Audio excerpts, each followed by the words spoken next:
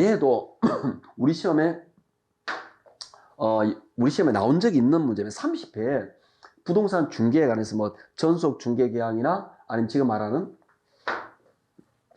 공동 중개 계약, 독점 중개 계약, 그 다음에 뭐 일반 중개 계약, 순가 중개 계약, 이런 것들이 많이 있습니다.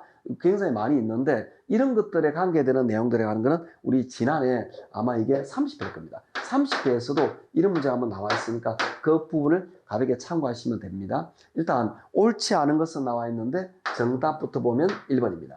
1번 순가 중개 계약에서는 매도자가 개업 공인중개사에게 제시한 금액을 초과해서 거래가 이루어진 경우에 그 초과액을 매도자와 공인중개사 나누는 게 아니고 공인중개사가 갖습니다. 그래서 매도자가 틀린다라는 거죠. 이렇게 이해하시면 되겠죠. 어떤 개념이냐면은 내가 이 물건을 내놓는 거죠. 근데 공인중개사한테 말을 하겠죠. 그 말을 하면서 이 물건이 한 시세가 뭐 한 2억 정도 되는데 이거 내인데 2억만 지게 해줘. 네가 만약 2억 5천 팔든 3억 팔든 네 말 다 알아 가져가. 이렇게 되는 거죠. 이렇게 됐을 때 그러면 제시한 가액을 초과하는 금액에 대해서는 매도자는 상관없는 거죠. 공인중개사가 가져가는.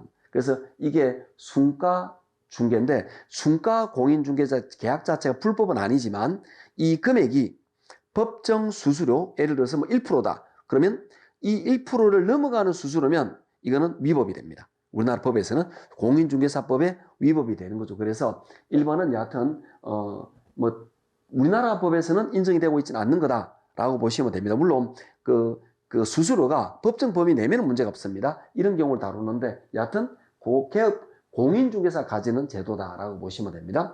일반 중개계약은 뭐 다수의 공인중개사에게 동등한 일반적으로 부동산을 내놓을 때 A 업체에 내고 A 공인중개사한테 맡기고 B 공인중개사한테 맡기고 C 공인중개사한테 맡기는 이게 일반 중개계약이죠. 가장 보편적인 방법입니다. 그래서 다수의 공인중개사에게 기회를 배우는. 그래서 만약에 A 업체에서 그랬다면 그쪽에만 수수료 주면 되겠죠. B, C는 수수료 줄 필요가 B, C에게는 수수료 줄 필요가 없습니다.